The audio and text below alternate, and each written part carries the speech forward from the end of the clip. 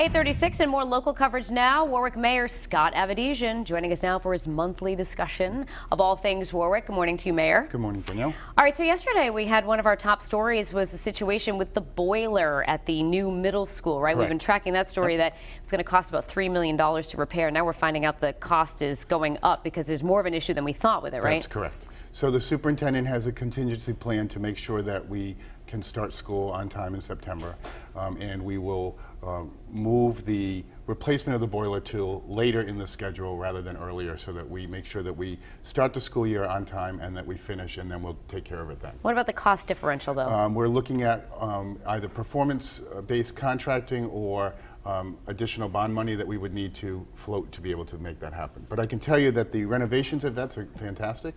New gym, so the old gym has been torn apart, brand new gym being put in, the auditorium's all redone. Same thing at Pilgrim. We have a new cafeteria, a new gym, new auditorium. The renovations that have been talked about for a very long period of time are finally getting accomplished. All right, and let's shift gears now to the airport runway expansion. We actually did an in-depth piece with you last week that aired on Eyewitness News about breaking ground and the construction that's underway. How long do we think it's going to last now?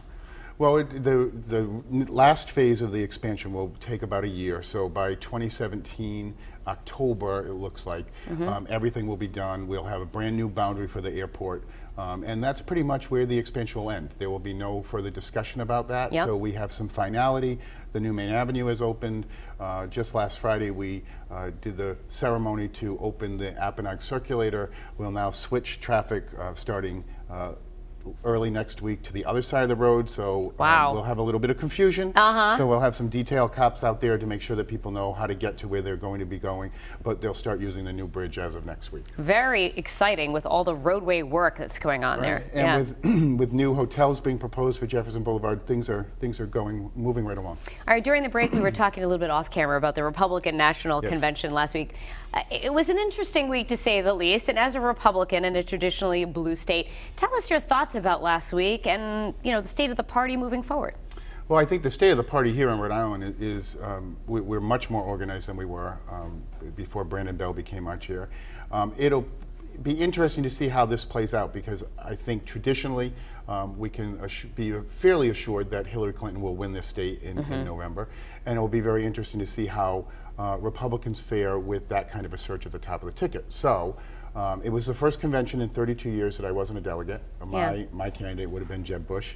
So it was very interesting to be on the sidelines for the first time in a very long time, watching it all unfold. And briefly, your thoughts on how it went, including your reaction to Trump's speech, because it caused some controversy. Well, I think he causes controversy usually when he speaks, and I think that's part of why some people gravitate toward him. So I'm not sure there was anything that propelled him. I know we got the usual post-convention bump, but it wasn't dramatic. It'll be very interesting to see at the end of the week whether he is still in the lead or whether they have leveled things off. But overall, it wasn't a convention that I think was fatally flawed or fantastic and gave him such a bump that he will not be able to be caught up to. Well, Mayor, we appreciate it. We covered quite a lot of ground this morning, and we'll be posting this entire interview on our website. To see it all, you can head to WPRI.com.